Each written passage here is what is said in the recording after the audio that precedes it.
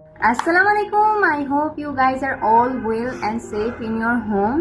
As I promised that I will share some short with you guys.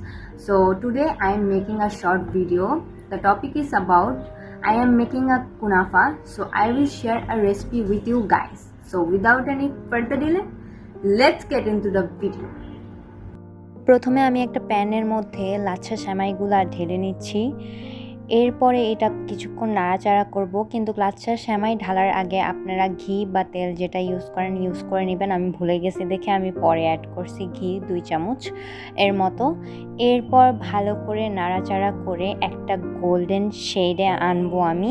আপনারা চাইলে সাদাভাবেও করতে পারেন, বাট আমি যেহেতু একটু ব্রাউন আর একটু গোল্ডেন টাইপ চাচ্ছিলাম, তো আমি ওইরকমভাবে ভেজে নিচ্ছি। এরপরে চিনি দিব 1/4 কাপ।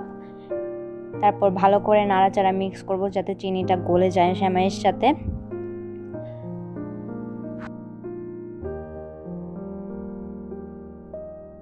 ওয়ান বাই 4 কাপের মতন মিল্ক পাউডার ঢেলে আমি ভালো করে নাড়াচাড়া করে নিব যাতে সব কিছু একসাথে মিশে যাক, চিনি আর পাউডারটা।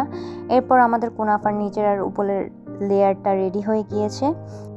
এরপর ক্রিম বানানোর জন্য আমরা মিল্ক নিয়ে নিব। এটার সাথে আমরা 1/2 কাপের মতো মিল্ক পাউডার অ্যাড করব। এরপর কনডেন্স মিল্ক দিব। কনডেন্স মিল্কটা আপনাদের স্বাদ অনুযায়ী দিবেন। আমি বেশি পছন্দ করে দেখে 1/4 কাপ দিচ্ছি। এরপর কর্নফ্লাওয়ার অ্যাড করেছি 1.5 চামচ পরিমাণ। এরপর ক্রিম অ্যাড করেছি। এটাকে ভালো করে নাড়িয়ে চাড়িয়ে একটা থিক কনসিস্টেন্সিতে নিয়ে আসবো।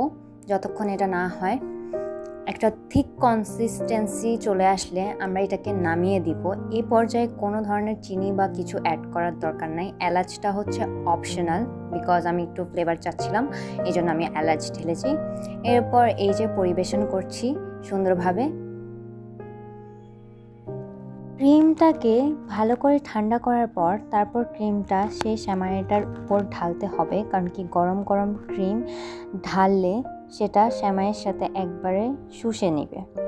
যেহেতু আমি ক্রিমটাকে মিডিয়াম লেভেলে ঠান্ডা করে তারপর অ্যাড করেছি, সেহেতু এটা একটু ভালোভাবে সেট করতে পেরেছি। ভালো মতন সাজিয়ে দিয়ে আমি এটাকে রেফ্রিজারেটরের মধ্যে রেখে দিব 5 থেকে 6 ঘন্টার মতো, যাতে এটা বসে সুন্দর করে। এই যে আমার কুনাফাটা একদম রেডি, একদম সুন্দর আর একদম লোভনীয় একটা কুনাফা হয়েছে।